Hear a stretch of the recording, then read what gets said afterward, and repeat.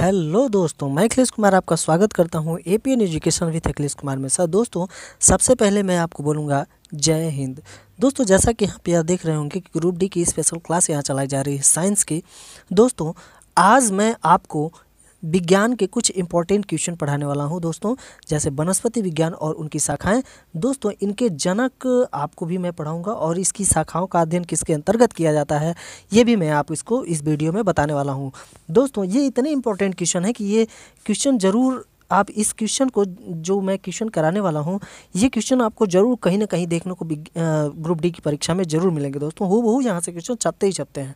ऐसे प्रश्न जो परीक्षा में हूबहू देखने को मिलते हैं दोस्तों, मैंने बहुत स्टडी करी है और पूरी की पूरी प्रीवियस ईयर की स्टडी करके ही मैंने आपको ये चीज़ें दे रहा हूँ। ठीक है दोस्तों, आप देखेंगे, खुद क्वेश्चन को देखेंगे तो कहेंगे कि आपको समझ में आ ही जाएगा। अगर आप परीक्षा देने वाले हैं तो जल्दी देख लो, वरना समय निकल जाएगा तो कुछ हाथ नहीं आएगा। दोस्तों, ये हमारे कहने का मकसद ये है कि दोस्तों, अगर ये वीडियो आपके सामने आ गई है तो ये आपको इसको देख ही लेना चाहिए, क्योंकि आपको आगे चल के परीक्षाएँ देनी ही देनी है। ठीक है दोस्तों, चलिए बढ़ते हैं, हम ज़्यादा देर न करते हुए बढ़ते हैं अपने पहले वाले क्वेश्चन की तरफ। पहला वाला क्वेश्चन है दोस्तों हमारा, देख लीजिए, आप खुद ही देख लीजिए कि ये क्वेश्चनों का लेवल क्या है। क्वेश्चन का लेवल देख कर ही आपको पता चल जाने वाला है कि इसमें क्या क्या मैं चीज़ें पढ़ाने वाला हूँ। ठीक है दोस्तों, चलिए ये अब चलते हैं पहले वाले क्वेश्चन की तरफ। ये रहा हमारा पहला क्वेश्चन और जल्दी से आप आंसर करके बताइए कि पहला क्वेश्चन का आंसर क्या होगा। पहला क्वेश्चन है, जीव विज्ञान शब्द का प्रयोग सबसे पहले किसने किया था। जो जीव विज्ञान है, इसकी शब्द का प्रयोग सबसे पहले किसने किया था। तो इसलिए दोस्तों मैं आपसे पूछ रहा हूँ, अरस्तु ने, पुरकिंजे ने, वान मैल ने या लैमार्क तथा ट्रेविरेनस ने। बताइए, जीव विज्ञान शब्द का प्रयोग सबसे पहले किसने किया था। तो चलिए दोस्तों, अगर इसका आपको आंसर नहीं पता है तो मैं इसका आंसर बता देता हूँ। लैमार्क तथा ट्रेविरेनस ने सबसे पहले इसका प्रयोग किया था। किसने किया था? लैमार्क और ट्रेविरेनस ने। दोस्तों, आधुनिक जीव विज्ञान एक बहुत ही विस्तृत विज्ञान है जिसकी कई शाखाएं हैं। जैसे में बायोलॉजिकल जीव विज्ञान शब्द का प्रयोग जैसे सबसे पहले ट्रेविरेनस ने किया था। कब किया था दोस्तों? तो 1801 ईस्वी में किया था। ये तो नहीं पूछता है, डेट नहीं पूछता है, लेकिन ये जरूर पूछता है कि जीव विज्ञान शब्द का प्रयोग सबसे पहले किसने किया। तो लैमार्क और ट्रेविरेनस ने किया। ठीक है, चलिए बढ़ते हैं अगले वाले क्वेश्चन की तरफ। Question number 2। क्वेश्चन नंबर 2 में आप देख रहे हैं लिखा हुआ है जीव विज्ञान के जनक। तो ये तो हमने पहले पढ़ा था, पहले वाले क्वेश्चन में पढ़ा था कि जीव विज्ञान शब्द का प्रयोग किसने किया। अब यहाँ पे सबसे पहले पढ़ रहे हैं कि जीव विज्ञान के जनक यानी फादर ऑफ बायोलॉजी के नाम से किसे जाना जाता है। तो दोस्तों जल्दी से बताइए, फादर ऑफ बायोलॉजी के नाम से किसे जाना जाता है। अरस्तु, डार्विन, लैमार्क या पुरकिंजे। अगर आपको आ रहा है तो बताइए, नहीं आ रहा है तो आप वो भी कमेंट करिए कि आपको कहाँ दिक्कत होती है, इसमें क्या समझने में दिक्कत होती है। ठीक है दोस्तों, तो जीव विज्ञान के जनक किसको जाना जाता है? अरस्तु को जाना जाता है। अरस्तु को ही कहते हैं फादर ऑफ बायोलॉजी। ठीक है, जैसे आप जानते हैं कि अरस्तु क्या थे। अरस्तु एक दार्शनिक थे। क्या थे? एक दार्शनिक थे। तो जिन्होंने बताया था कि क्रमबद्ध ज्ञान को विज्ञान कहते हैं, यानी इन्होंने ही, अरस्तु ने ही बताया जीव विज्ञान फादर ऑफ बायोलॉजी के नाम से जाना जाता है अरस्तु को। ठीक है, चलिए चलते हैं अगले वाले क्वेश्चन की तरफ। Question number 3। क्वेश्चन नंबर 3 को बताइएगा अगर इसका आंसर आपको आता है तो। जंतु विज्ञान यानी कि जियोलॉजी, ये है जूलॉजी के जनक कहलाते हैं। जूलॉजी के जनक यानी कि जंतु विज्ञान का जनक किसे कहते हैं? डार्विन, लैमार्क, अरस्तु या थियोफ्रेस्टस। जल्दी से आप बताइए किसे कहते हैं जीव विज्ञान का जनक। तो दोस्तों, जीव विज्ञान का जनक भी जो जीव विज्ञान के जनक हैं यानी कि अरस्तु, इन्हें ही जंतु विज्ञान का जनक माना जाता है। फादर ऑफ जियोलॉजी भी इन्हें कहते हैं। तो बायोलॉजी और जियोलॉजी दोनों के जनक इन्हें ही माना जाता है। ठीक है दोस्तों, चलिए, और आप जैसा कि जानते ही हैं कि ये कहाँ के थे, तो यहाँ ये ग्रीक के थे। ग्रीक, ठीक है, इन्हें ग्रीक दार्शनिक के नाम से जाना जाता है अरस्तु को। चलिए बढ़ते हैं अपने अगले वाले क्वेश्चन की तरफ। अगला वाला हमारा क्वेश्चन है क्वेश्चन नंबर 4। क्वेश्चन नंबर 4 कह रहा है, वनस्पति शास्त्र का जनक कौन है। वनस्पति शास्त्र का जनक कौन है ये आपको बताना है दोस्तों। थियोफ्रेस्टस, लाइन या ट्रेविरेनस या लाइन इज द एल्डर। तो दोस्तों वनस्पति विज्ञान का जनक किसे कहा जाता है? थियोफ्रेस्टस को कहा जाता है, जैसा कि आपको पता है। वनस्पति विज्ञान का जनक थियोफ्रेस्टस को कहा जाता है। थियोफ्रेस्टस, जैसा कि आप जानते हैं कि बॉटनी यानी वनस्पति विज्ञान के जनक के रूप में इन्हें जाना जाता है। वनस्पति विज्ञान में पादपों का अध्ययन इसके अंतर्गत किया जाता है, वनस्पति विज्ञान के, ठीक है। और जंतु विज्ञान के अंतर्गत जंतुओं का अध्ययन किया जाता है, ठीक है। चलिए बढ़ते हैं अगले वाले क्वेश्चन की तरफ। Question number 5। क्वेश्चन नंबर 5 क्या आपसे कह रहा है? चिकित्सा शास्त्र का जनक किसे कहा जाता है? यानी कि चिकित्सा, देखिए ये सब विज्ञान की शाखाएं हैं, जैसे भौतिक विज्ञान, रसायन विज्ञान, जीव विज्ञान, वनस्पति विज्ञान, चिकित्सा शास्त्र इत्यादि।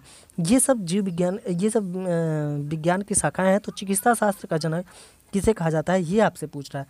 तो चिकित्सा शास्त्र का जनक दोस्तों हिप्पोक्रेटस को कहा जाता है। किसे कहा जाता है? हिप्पोक्रेटस को चिकित्सा शास्त्र का जनक कहा जाता है। चलिए बढ़ते हैं अगले अपने वाले क्वेश्चन की तरफ।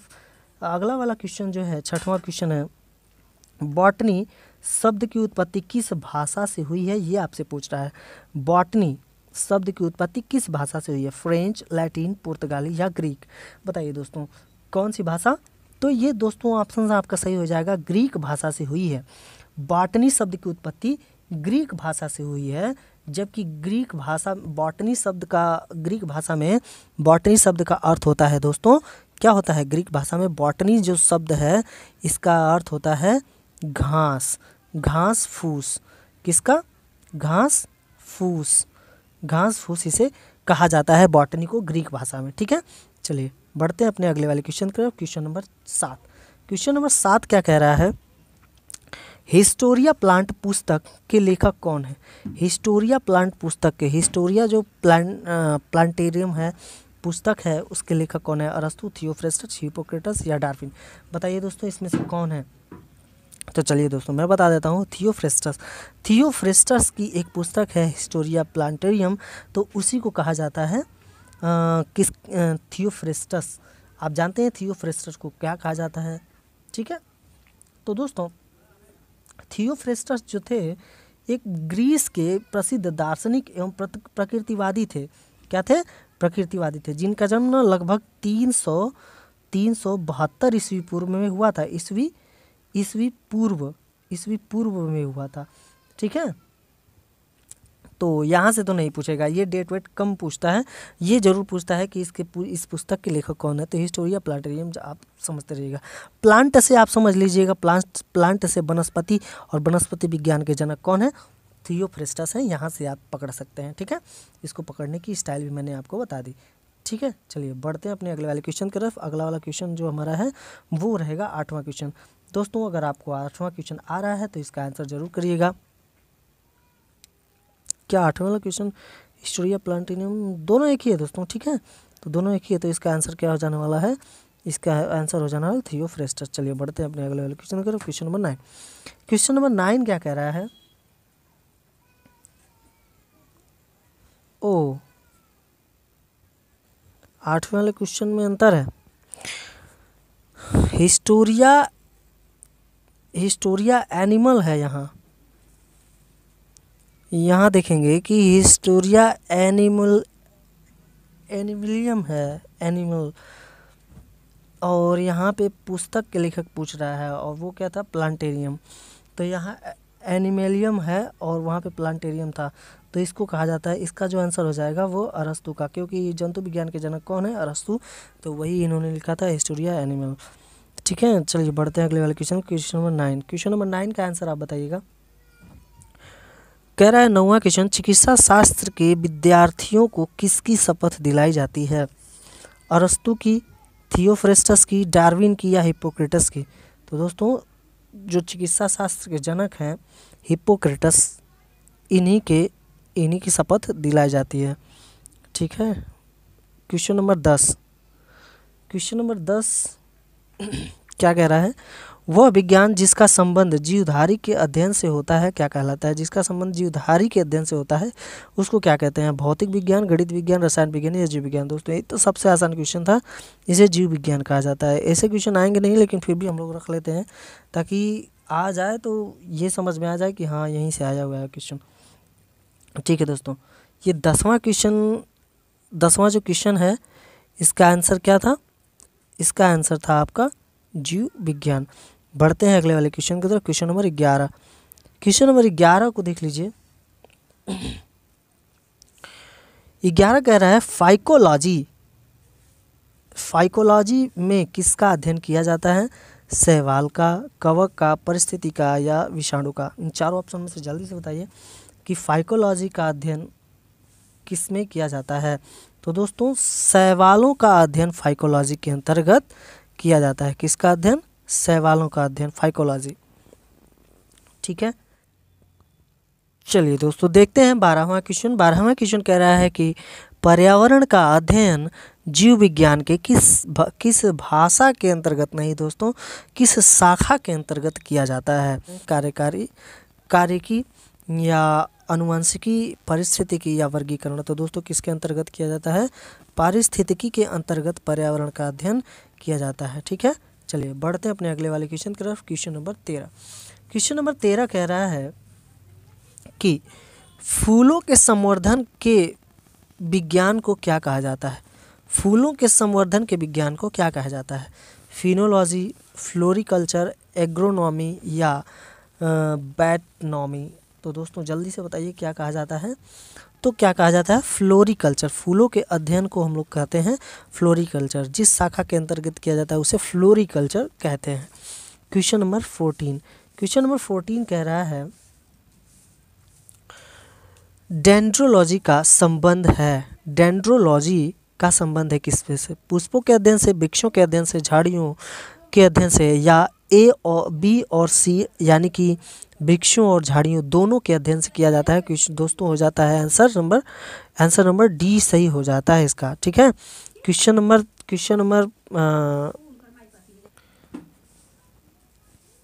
तो यहाँ पे बताइए क्वेश्चन नंबर 15 का आंसर। 15 का आंसर क्या होगा? पुष्पों का अध्ययन क्या कहलाता है, ये आपको बताना है कि पुष्पों का अध्ययन किस विज्ञान के अंतर्गत किया जाता है।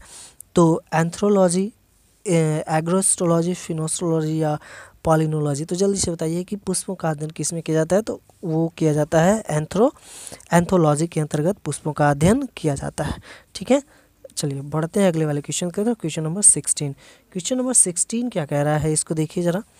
जीवाश्म वनस्पति विज्ञान के अध्ययन किया जाता है, यानी कि जीवाश्म वनस्पति विज्ञान में अध्ययन किया जाता है अस्थियों का, जीवाश्मों का, या माइमेट्स का, या पक्षियों का। दोस्तों अगर इसका आंसर आपको आता है तो बताइए किसका? जीवाश्मों का अध्ययन किया जाता है। ठीक है, जीवाश्म देख रहे हैं आप, जीवाश्म लिखा है, यानी कि जीवाश्मों का अध्ययन वनस्पति विज्ञान के अंदर अध्ययन किया जाता है, तो उसे कहते हैं जीवाश्म। ठीक है, क्वेश्चन नंबर 17वां देखिए। क्वेश्चन नंबर 17 सबसे लाजवाब क्वेश्चन है।